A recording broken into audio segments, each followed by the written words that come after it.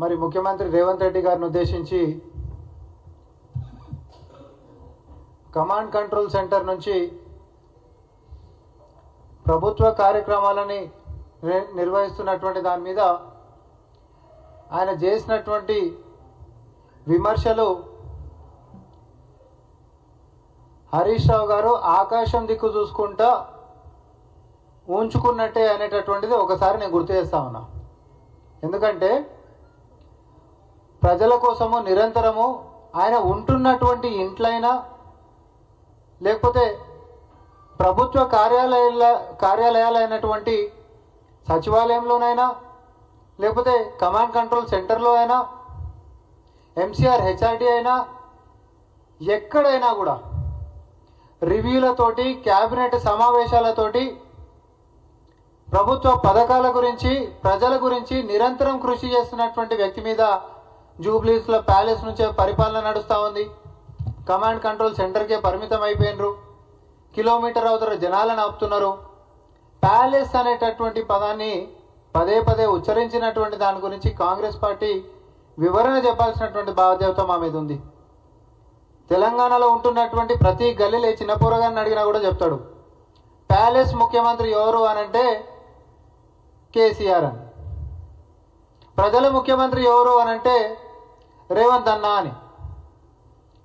10 సంవత్సరాల అధికారంలో ఉంటే సొంత ఇల్లు ఉన్నప్పటికీ కూడా సీఎం క్యాంప్ కార్యాలయం ఉన్నప్పటికీ కూడా అప్పటికుంటున్నటువంటి ముఖ్యమంత్రులు ఉండిపోయినటువంటిది కాదని ఐఏఎస్ల క్వార్టర్స్ని కూలగొట్టి విశాలంగా ఒక రాజు లెక్క రాజభోగాలు అనుభవించాలనేటటువంటి ఆతృతతోటి 100 కోట్ల ప్రజాధనాన్ని దుర్వినియోగం చేస్తూ పెద్ద పెద్ద గడిలను కట్టుకున్నటువంటి మీ చరిత్ర ఈరోజు ప్యాలెస్ల గురించి ప్రజల ముఖ్యమంత్రి గారు తన సొంత ఇంటికించి పరిపాలన అందిస్తుంటే అక్కసు వెళ్ళగక్కుతున్నావు అంటే హరీష్ రావు, మిమ్మల్ని ప్రజలు ఏమని అంటున్నారో కనీసం ప్రజల మధ్యలో పోయేనా మాట్లాడండి.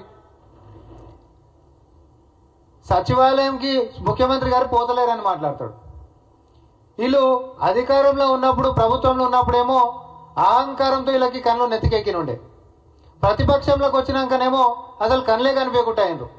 నిన్న మొన్న ముఖ్యమంత్రి గారు ప్రెస్ మీట్ ఏడికెంచి పెట్టినండి, మన ప్రెస్ మీట్ ఏడికెంచి మాట్లాడారు, సచివాలయంలోకించి కాదా? లాస్ట్ టైం అయినటువంటి క్యాబినెట్ సమావేశం ఏడికెంచి అయింది, సచివాలయంలోకించి కాదా? పాలనాపరమైనటువంటి నిర్ణయాలు ఏడికెంచి అవుతున్నాయి, సచివాలయంలోకించి కాదా?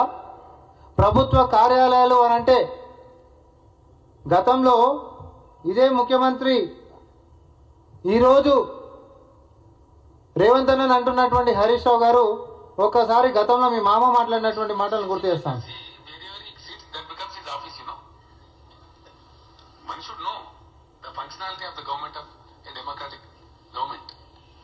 इसका कोई जरूरी नहीं है कि कहां से काम कर रहे, क्या काम कर रहे हैं उससे मतलब है जनता को, क्या काम हो रहा है उससे मतलब है, क्या होना चाहिए उससे मतलब है. प्रूव हो गया आज, उसके बाद भी फिर वही सवाल पूछे तो उसका कोई मायने नहीं. Please don't go into that.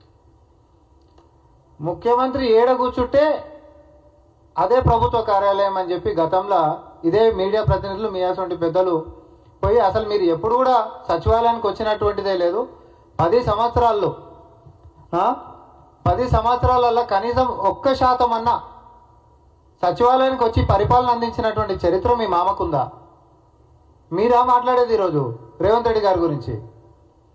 ఆయన పొద్దున్ననే 8 గంటలకి కూడా అధికారులతోటి రివ్యూ అని చెప్పి ఈరోజు మనకి మన సీఎంఓ కార్యాలయంలోనైనా లేకపోతే వాట్సాప్లలో వస్తున్నటువంటి సమాచారాలు ఏడ చూసినా కూడా 8 గంటలకు కూడా రివ్యూలు చేస్తున్నటువంటి ట్రాక్ రికార్డ్ మాది. నిరంతరం ప్రజల గురించి ప్రజల మధ్యలో తిరుగుతున్నటువంటి ట్రాక్ రికార్డ్ మాది.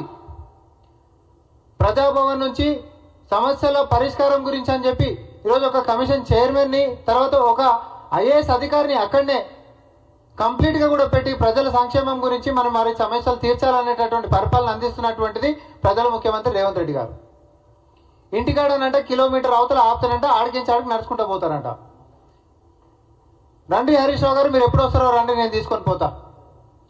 ఈరోజు నియోజకవర్గంలో ఉంటున్నటువంటి క్షేత్రస్థాయి కార్యకర్తల కాడికి మొదలు పెట్టుకుంటే క్షేత్రస్థాయిలో ఉంటున్నటువంటి సమస్యలు పట్టుకొని వస్తున్నటువంటి వాళ్ళని కూడా మరి ముఖ్యమంత్రి గారు కలుస్తున్నటువంటిది మీ కళ్ళకు కనిపించకపోతే అది మా ప్రాబ్లం కాదు, అది మీ ప్రాబ్లం. అదే మీ చరిత్రలో ఏముండే, ప్రగతి భవన్ కాడ గంటల కొద్దీ ఉద్యమకారులైనటువంటి గద్దర్ లాంటి పెద్ద మనుషులని ఎండల కూర్చోబెట్టిపించి వెనుదిరిపించినటువంటి మీ చరిత్ర. మీ కేబినెట్ మంత్రులను కూడా కాన్వాయిస్ అడిగితే గంటల కొద్దీ వెయిట్ చేసి మళ్ళా యూటర్న్ తీసుకొని పోయినటువంటి చరిత్ర మీది.